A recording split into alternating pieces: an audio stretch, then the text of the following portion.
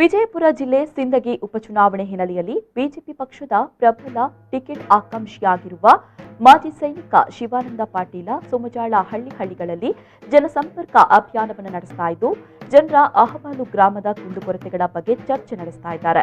ಕಷ್ಟದಲ್ಲಿ ಇರುವ ಜನರಿಗೆ ಸ್ಥಳದಲ್ಲಿಯೇ ಆರ್ಥಿಕ ನೆರವು ನೀಡಿ ಜನಸೇವೆಗೆ ಜನಾರ್ದನ ಸೇವೆ ಅಂತ ಹೇಳಿದರು. ಇವರು ತಮ್ಮ ಸ್ವಂತ ಖರ್ಚಿನಲ್ಲಿ ಅಲ್ಲಿ ಅವರು ದಿನಸಿ ಕಿಟ್ ಆಗಲಿ, ಅವರಿಗೆ ಹಾಸಿಗೆ ಹೊದಿಗೆ ಆಗಲಿ, ಹೋಗಿ ನಿಮ್ಮ ಜೋಡಿ ನಾ ಇರ್ತೀನಿ, ಅದು ಎಷ್ಟು ದಿನ ಬಂದರೂ ನಾ ರೆಡಿ ಅಂತೇಳಿ ನಿಂತು ಅವ್ರದ್ದಂಥ ಕೆಲಸ ಮಾಡ್ಯಾರ.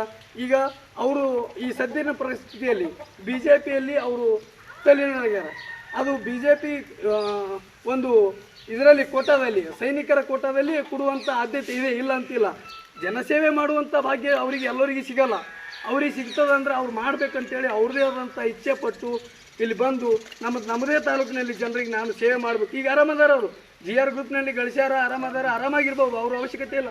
ಜನರಿಗೆ ಈ ಸಹಾಯ ಮಾಡಿ ಆದರೂ ಏನು ಮಾಡ್ಬೋದು, ಆದರೂ ಏನು ಮಾಡಲ್ಲ ಅಂದ್ರೆ ನನ್ನ ಜನರಿಗೆ ಮುಟ್ಟಬೇಕು.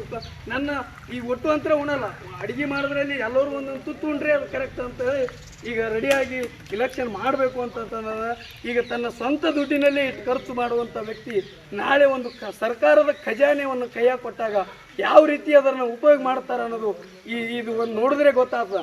ಮತ್ತೊಬ್ಬರು ಯಾರು ಹಾರಿಸಿ ಬರುತ್ತಾನ ನಂತರ ₹1 ಯಾರೂ ಕಿಸೋದನ್ನು ಖರ್ಚು ಮಾಡಿಲ್ಲ. ಇದು ಸ್ವತಃಸಿದ್ಧ, ಏನು ಇದರಲ್ಲಿ ಯಾವ ಸಂಶಯ ಇಲ್ಲ. ಇಲೆಕ್ಷನ್ ಬಂದಾಗ ಖರ್ಚು ಮಾಡ್ತಾರೆ, ಅದು ಕಾಮನ್ ಆಗಿ ಎಲ್ಲರೂ ಮಾಡೋದು ಮಾಡ್ತಾರೆ, ಅದೇನು ಸಮಸ್ಯೆ ಇಲ್ಲ. ಈ ಜನಸಂಪರ್ಕ ಅಭಿಯಾನದಲ್ಲಿ ಮಹಾಂತೇಶ ಪರಗೊಂಡ, ಪರಮಾನಂದ ಬಗಲಿ, ಆನಂದ ರಾಠೋಡ, ಬಸವರಾಜ್ ಹದಗಲ್, ಸುರೇಶ್, ಮಲ್ಲಣ್ಣ ನೈಕೋಡಿ ಮತ್ತಿತರರು ಉಪಸ್ಥಿತರಿದ್ದರು.